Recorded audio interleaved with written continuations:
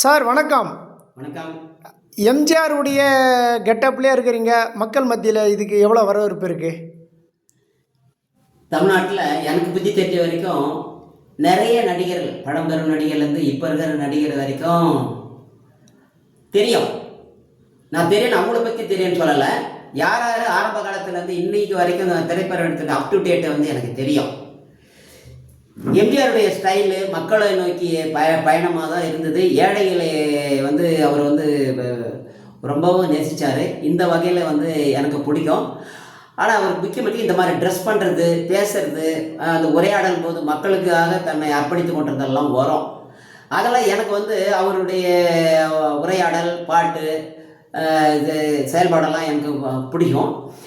இது வந்து அவருடைய ட்ரெஸ் போடுறாரு இல்லையா படத்தில், இந்த ட்ரெஸ்ஸுக்கு யாருக்குமே திரைப்பட கதாநாயகனுக்கு இல்லாத ஒரு ரகசிய அழகு. அவருடைய ட்ரெஸ் கோடுன்னு சொல்லுவாங்க. அந்த கோடு வந்து இன்னைக்கு எம்ஜிஆரை தவிர இது யாருக்குமே வந்து எடுபட எந்த ட்ரெஸ்ஸை போட்டாலும். ஆனால் அவருடைய ட்ரெஸ்ஸை வந்து அது மாதிரி இருக்கணுன்றது என்னுடைய இமேஜ். இப்படி இருந்தால் இருக்குன்னு அவர் கூட வந்து 10 வருஷம் பயணித்ததுனால 77லேருந்து 87 வரைக்கும் அவர் திரைப்படத்துறையில் என்னென்ன ட்ரெஸ் பண்ணார், இது மாதிரி இருந்தாருன்னு சொல்லிட்டு வந்து எனக்கு ஒரு ஆழமாக பதிவு. இதை நம்ம வந்து அரசியல் தொடங்கும் போது, இந்த எம்ஜிஆர் மக்கள் கட்சி தொடங்கும் போது இதை பண்ணி பார்க்கலாம் அப்படின்னா அதில் நிறைய மாற்றங்கள். இதில் என்னன்னா எம்ஜிஆருடைய தாக்கம், அவருடைய ஈடுபாடு எல்லாமே மக்கள் மத்தியில் பயணிக்கின்றது மனசில் இருக்குது. இதை யாருமே தமிழ்நாட்டில் யாருமே அந்த வந்து ஒரு முன்னெடுக்கலை. நான் இது மாதிரி போகலாம் அப்படின்ற மாதிரி எனக்கு அதுக்கு உதாரணம் சொல்லணும்னா, நான் பணியில் தலைமை ஆசிரியர் பணியிலேருந்து ஓய்வு பெற சமயத்தில் என்னுடைய ஸ்கூல் பையன் ஒருத்தன், அவன் 5வது படிக்கிறான். அந்த பையனுக்கு நான் 10 வயசு. அப்போ ஒரு நாள் இது மாதிரி வந்து நல்ல நேரம் ட்ரெஸ் மாதிரி போட்டுக்கிட்டு ஒரு நாளைக்கு போகிறேன். என்னை பார்த்து பயந்து படிக்கிற பையன் கிரவுண்டில் உட்காந்து எழுந்திரிச்சு ஓடியாந்து, சார் இதே மாதிரி ட்ரெஸ்ஸை போடுங்க, நீங்கள் எம்ஜிஆர் மாதிரி அடி இது சொன்னாங்க. உண்மையிலே இது சத்தியமாக சொன்னாங்க. இவருக்கு சாட்சியில் இருக்காரு. அது சொன்னதுனால சரி இப்படி பண்ணலாமான்னு சொல்லிட்டு ரிட்டையர்ட் ஆன பிறகு ஒரு ஆலோசனை பண்ணி இது மாதிரி பண்ணலாம். இன்னைய வரைக்கும் அந்த ட்ரெஸ்ஸு வந்து எல்லாருடைய எடுப்பாங்க. அது எந்த கட்சியில் இருந்தாலும் சரி, எந்த கட்சி, தமிழ்நாட்டில் எத்தனை கட்சி, அத்தனை கட்சி இருக்கக்கூடிய தொண்டர்களும் அங்கே இருக்கிறவங்க எல்லாருமே என்ன ஒரு பொதுவாக பொதுமக்கள், நான் ட்ரெயினில் போகிறேன், பஸ்ஸில் போகிறேன், நடந்து போகிறேன், இது மாதிரிலாம் பார்க்கும்போது அது எல்லாருடைய பார்வை ஏமாறுகிறது. அப்போ இந்த ட்ரெஸ்ஸை வந்து இன்னும் நல்லா மேம்படுத்தணும், எம்ஜிஆரோட தாக்கம் மக்கள் மத்தியில் இருக்குன்னு சொல்லி தான் இந்த ட்ரெஸ்ஸை வந்து ஒரு நாளைக்கு ஒரு கலர்ன்றது நான் போட்டுக்கிட்டு வர்றதே காரணம் அதுதான். இதுதான் எனக்கு விளம்பரம். இந்த ட்ரெஸ்ஸும் எம்ஜிஆருடைய செயல்பாடு கொள்கைகளை தான் எனக்கு எம்ஜிஆர் மக்கள் கட்சி என்ன வந்து முன்னிறுத்தி கொண்டு போகுது. இது வரைக்கும் ஒரு வெக்கப்பட வேண்டிய விஷயம், வேதனைப்பட வேண்டிய விஷயம்.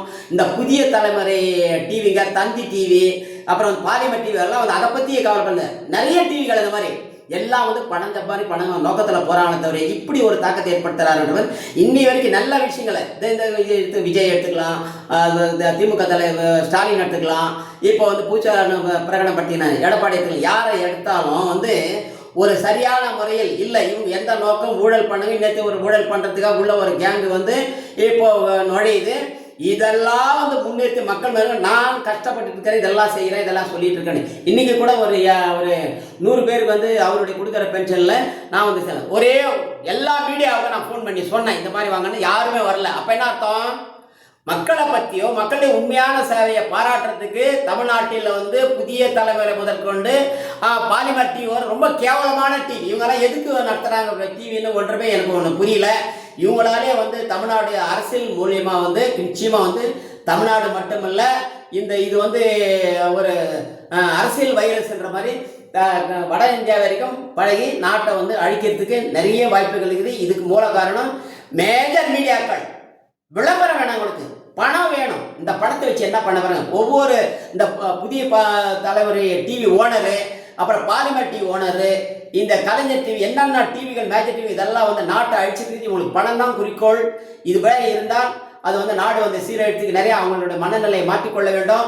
என்னுடைய ட்ரெஸ் தான் இன்னைக்கு வந்து நான் தூக்கி கொடு, யார் இருந்தாலும் சரி, சாதாரண பணம் இப்படி இருக்கு. நீங்கள் வந்து எம்ஜிஆருடைய பக்தரா, எம்ஜிஆருடைய ரசிகரா, அது யாரா மாதிரி கேட்க சொல்லுங்க. ஒரு எடப்பாடி சார், ஐயா நீங்கள் அதிமுக கேட்க சொல்லுங்க.